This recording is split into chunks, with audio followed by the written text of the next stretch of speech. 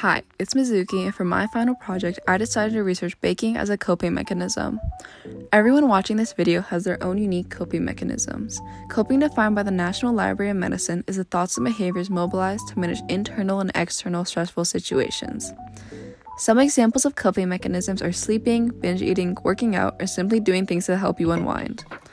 I'm not here to judge or determine whether your coping mechanisms are effective, ineffective, productive, or even ethical. Instead, I hope to inform you about a possible new coping mechanism you can try. This leads me to my research question. Is baking a good coping mechanism, and why or why not? During the past 2 years, baking has surged in terms of popularity due to the stressful environment caused by the pandemic. A specific term has been coined regarding this situation: stress baking. Various trends have emerged due to this, such as bread baking. Although it may simply seem like just another pointless trend occurring on social media, this trend has some actual benefits and evidence to back its popularity.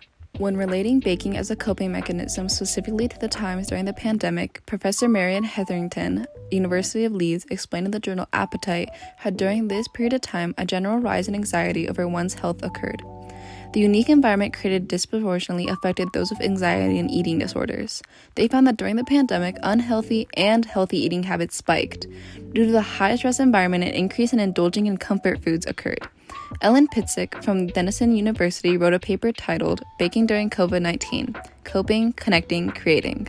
In this paper, she defined comfort foods. Comfort foods are foods that are psychologically tied to comfort and pleasure, specifically with regard to memories of one's childhood and past. Producing your comfort food in the comfort of your home was something explored during the pandemic. With something nostalgic, baking allows the baker to produce something predictable, something holding great importance and effect during this time of uncertainty. Baking helps channel stress and anxiety into something productive and creative. The Journal of Positive Psychology explains how people that frequently take part in creative projects feel happier and relaxed. Similarly, in an article written by Ruth Richards from McLean Hospital and Harvard Medical School titled Everyday Creativity, Eminent Creativity, and Psychopathology, writes that everyday creativity, or more simply, creative acts, often boost motivation and morale. Baking is a hands-on, full-focused activity, at least if you want a good result. The author of a blog titled, quite literally, Stress Baking, explains how she's been diagnosed with OCD, and she finds the control of baking to be soothing, along with the cleaning, although I doubt many of you guys listening will relate to that part. Even in Kaiser Permanente, a hospital, has an article explaining how baking pushes the baker into fully taking their mind off of other stressors, proving it to be a good time to clear your head and make time for yourself, a form of self-care. Another benefit of baking is how it connects people or communities together. Whether that's handing out your baked goods to loved ones, connecting to family members or friends who bake, or even taking a baking class. Baking can connect you to roommates who have no idea how to bake, who might even get interested in what you're doing and join in for a bit. While baking my cinnamon rolls, my brother, aka roommate, decided to step in and help out. My mixing. Let me do it. Okay. What, you just mix it? Yeah. Your mixing sucks compared to mine. Bruh.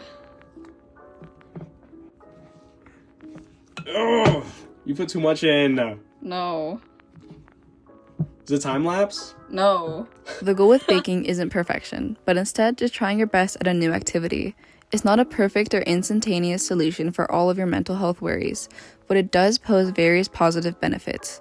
It may not be a good coping mechanism for everyone, however, more importantly, it's valuable to try new things and experiment with ways to feel better. So even if baking seems like something you wouldn't enjoy, you should still give it a try. Pushing your mental health to the side is only harmful. And regardless of whether it's baking or taking a power nap after school, please remember to prioritize your health, physically and mentally, and to wash your hands before baking or cooking anything. Thank you for watching.